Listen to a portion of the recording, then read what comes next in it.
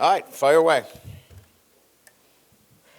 I guess with this being a little bit of a lighter week for Garrett, just what are the opportunities like for a guy like Michael Van Buren to kind of get some more first-team reps, or is that not even something that, like? No, he got all the first team. How has he approached that, I guess? Yeah, I mean, I think it's a great opportunity for him. We're going to give Garrett some time to rest here this week, make sure he's fully at 100%.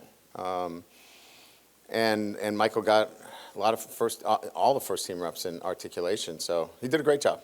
He's still learning, but as we said, we feel confident in his ability.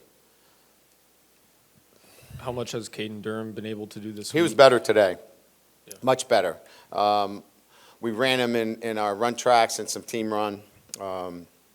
Did a better job. I would, if he continues on this path, I'm pretty optimistic that he'll be in good shape for next week. And what exactly do Weston Davis and Paul Mabenga have going on injury-wise after all? Weston got hurt in pregame.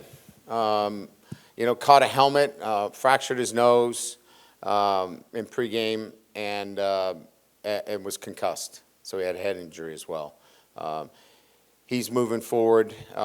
He's doing well. My expectations is that he can clear the protocol, but that's one thing I never like to get into with the protocol in terms of who can and who can't. But he's moving in the right direction from that. Paul's got a high ankle sprain. So some respond better than others. He's an offensive lineman, as you know. Braylon had one as well. So we're going to play it day by day.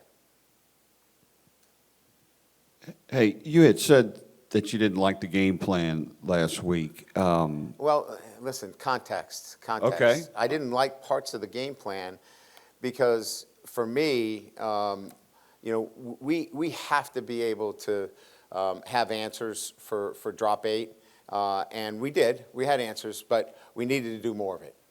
And at 86% 3 down, drop 8, you got to have some other answers. And so that's what I didn't like about the game plan, is that we needed more answers. During the game? Yes. Right. Yeah. Gotcha. Kind of going off of Weston's situation, Carius Newton, I think you said 22 minutes before that he was going to start. Just as you've gone back and looked at the film, what did you think about the job that Carius did and his opportunities going forward? He reminded me of Emory Jones as a true freshman. And if you remember, Emory technically was not very sound, but he was fighting for dear life and was really active, had a lot of hustle errors, but he's hustling and playing physical. It's just, it's hard to be a technician at this point. So we're going to take what we can get from him, and that's, hard play, physical play, can move some people.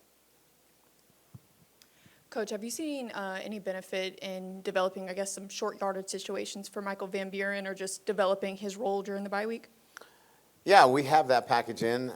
We have short yardage runs for quarterbacks. It's just I'm not going to take Garrett Nussmeier out of the game to run short yardage. So we've predicated all that on the type of formations that we run in short yardage, and we gear it towards our quarterback. If he's not our quarterback, we have some different answers if it's Michael.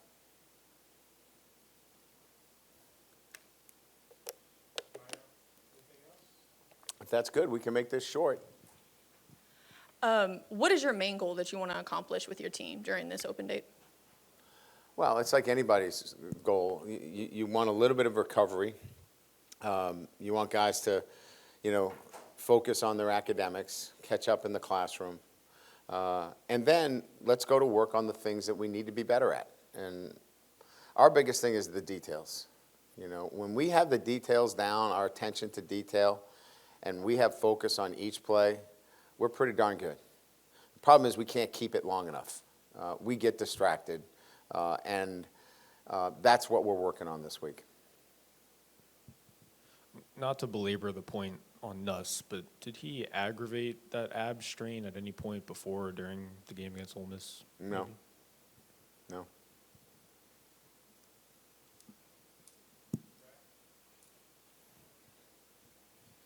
I think I know what you're going to say, but the ruling that has come out on the single window transfer portal, you've been a proponent of it. I don't want to put words in your mouth, but I take it you're probably pleased with, are you pleased with all the elements of it, of what you've seen? Yeah, Scott, here's what I would tell you, and this is the honest truth. You know, we're putting this model together at 35,000 feet, right? And nobody has a blueprint for this, per se. So what we were looking for is progress. And the progress is we got it down to one window. Will it always stay there? I don't know. But it just made sense that 100 another 20 teams or so, right, would not be affected because they're not in the playoffs, or, you know, they don't have to worry about, you know, that date. And the top, you know, 10 programs in the country have to do a lot of juggling. So this was to try to make some progress. We made the progress with the one window. Now we can set our rosters. And the guys that are here can't be opting out after spring ball saying that they didn't get enough playing time, right? So we've got that, which helps us in this model. I think there's still room for more progress, but this was the important piece, is to get to the one window. And although not perfect, I think it meets what we need at this step. Good, all right, thank you.